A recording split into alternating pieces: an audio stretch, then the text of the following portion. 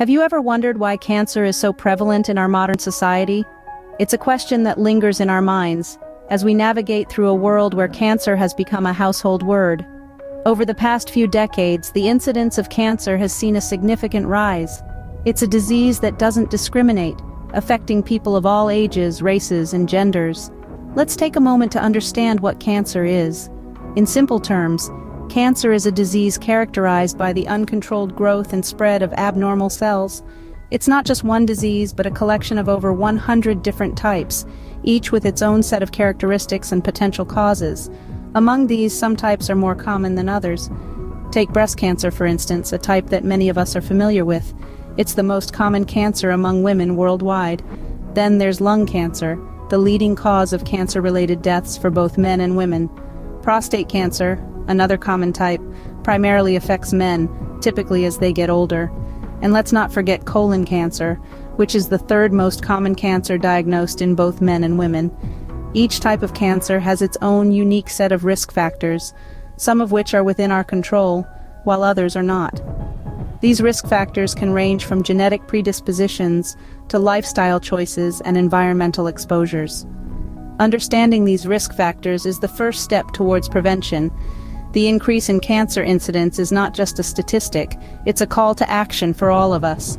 It's a reminder that we need to be proactive in understanding this complex disease, its causes, and how we can protect ourselves and our loved ones. As we delve deeper into this topic, we'll explore the various factors that contribute to the development of cancer, including the role of diet and other environmental influences. We'll also discuss the importance of prevention and what steps we can take to reduce our risk. With so many types and causes, it's crucial to understand what we can do to prevent this disease. But what actually causes cancer? Is it just bad luck, or are there specific factors at play? Let's dive right into the thick of it. The development of cancer involves a complex interplay of factors. It's not just a game of chance. One key player in this intricate dance is a group of substances known as carcinogens. Simply put, carcinogens are the bad guys in our story. Substances that have the potential to cause cancer in living tissue. They can be found in the food we eat, the air we breathe, and even in the very cells of our bodies. You see, our bodies are constantly producing cells, and occasionally, mistakes happen, leading to cells that grow and divide uncontrollably. This is where genetics come into play. Certain genetic mutations can increase our susceptibility to cancer, but it's important to remember that having these mutations doesn't guarantee you'll develop cancer. It just means you're more susceptible. Now let's talk about environmental factors. Picture this. You're living in a bustling city, surrounded by skyscrapers, honking cars, and yes, pollution. All these factors could increase your chances of developing cancer. Exposure to certain chemicals and radiation, for example, has been linked to various types of cancer. And then there's lifestyle choices. Smoking, for instance, is the most preventable cause of cancer worldwide. Unhealthy diets high in processed foods and low in fruits and vegetables, lack of physical activity. These are all choices that can increase your risk. But it's not all doom and gloom.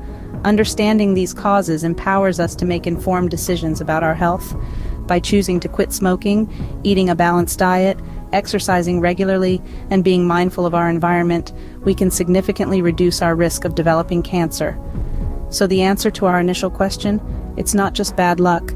Yes, there are factors beyond our control, but there are also plenty of choices we can make to tip the scales in our favor. It's clear that our lifestyle choices and environment can have a significant impact on our cancer risk. You might be surprised to learn how much our diet can influence our cancer risk. Let's delve into this a bit more. Various foods and dietary patterns can either increase or decrease our cancer risk. The relationship between food and cancer is complex, yet fascinating. It's not just about what we eat, but also about how much we eat, and how often. Take processed meats as an example. Foods like bacon, hot dogs, and sausages have been linked to an increased risk of colorectal cancer. This is thought to be due to the preservatives used, which can damage cells in the body and lead to cancer. But it's not all doom and gloom. On the flip side, there's a plethora of foods that can help to lower our cancer risk. Fruits and vegetables, for instance, are packed with antioxidants. These are compounds that help to protect our cells from damage. They are like the body's own personal security team, warding off potential threats and keeping everything running smoothly. Then there's alcohol and sugar, two dietary components that are often consumed in excess. Both have been linked to an increased risk of various types of cancer. Alcohol, for example, can cause damage to the body's cells, while excessive sugar consumption can lead to obesity, which is a major cancer risk factor. But here's the thing, it's not about completely eliminating these foods from our diets. It's about balance and moderation. Enjoying a hot dog at a baseball game or a glass of wine at dinner is not going to make or break your cancer risk. But making these foods and drinks a regular part of your diet might tip the scales in the wrong direction. So, what's the takeaway here? Well, it's simple. Making healthier food choices is one of the most effective ways we can reduce our cancer risk. It's about being mindful of what we're putting into our bodies and making an effort to choose foods that not only taste good, but are good for us too. Making healthier food choices is one of the most effective ways we can reduce our cancer risk. So, how can we use this knowledge to protect ourselves and our loved ones from cancer? The answer lies in prevention, a critical component in the fight against cancer. It's about taking action now to protect our future health, and there's a lot we can do. Let's start with regular physical activity. Exercise is a powerful ally in cancer prevention. It helps regulate hormones, strengthens the immune system, and can lower the risk for certain types of cancer. The American Cancer Society recommends at least 150 minutes of moderate intensity or 75 minutes of high-intensity activity each week. So, whether it's a brisk walk, a yoga class, or a bike ride, find a way to move that you enjoy and make it a part of your routine. Next, a healthy diet. Consuming a variety of fruits, vegetables, whole grains, and lean proteins can help lower cancer risk. These foods are packed with antioxidants and nutrients that protect our cells from damage. On the other hand, limit intake of processed foods and red meat, which have been linked to an increased risk of certain cancers. Now let's talk about tobacco and alcohol. Avoiding tobacco, or deciding to stop using it, is one of the most important health decisions you can make. It's a leading cause of cancer and cancer deaths. And while moderate alcohol can have some health benefits, excessive drinking can increase cancer risk. So if you choose to drink, do so in moderation. Finally, regular screenings. Early detection is crucial in treating many types of cancer effectively. Regular checkups and screenings can catch cancer in its early stages, often before symptoms appear. Consult your healthcare provider about which screenings are right for you, based on your age, gender, and family history. By being proactive and making informed choices, we can significantly reduce our cancer risk and lead healthier lives. Prevention is not a guarantee against cancer, but it's a powerful tool we have to tip the odds in our favor.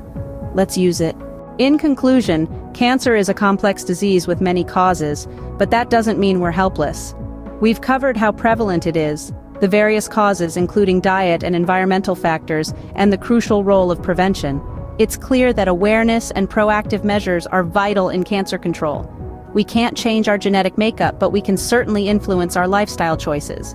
Remember, the choices we make today can shape our health tomorrow. Stay informed, stay healthy, and thanks for watching.